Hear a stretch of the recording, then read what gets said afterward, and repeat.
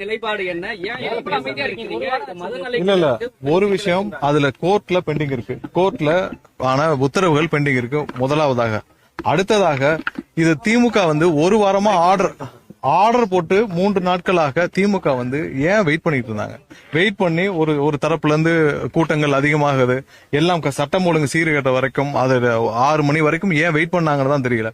அடுத்ததா என்னன்னா, திமுக தரப்பான அரசு வழக்கறிஞர் 6 மணி வரைக்கும் நாங்கள் எங்களுக்கு டைம் இருக்கு, நாங்கள் விளக்கை ஏற்றுவோம் சொல்லி ஒரு தவறான தகவலை கோர்ட்ல சொல்லியிருக்கிறார்.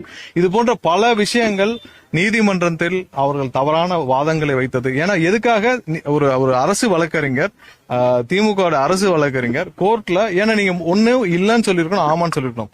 6 மணி வரைக்கும் அரசு வழக்கறிஞர் எங்களுக்கு டைம் இருக்கு, நாங்க விளக்கேற்றோம் சொன்னனாலதான் இவ்வளவு கூட்டம் கூடிச்சோ என்ற சந்தேகம் எல்லாருக்கும் ஏற்படுது.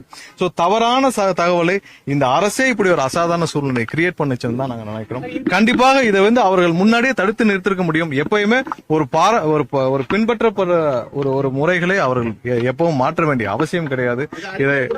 இல்ல இதுல நீதிமன்றம் 3 நாட்கள்ல அவங்க நீதிமன்றத்தில் 3 நாட்கள் ஆணை பிறப்பிக்கப்படும் வச்சிருக்கு.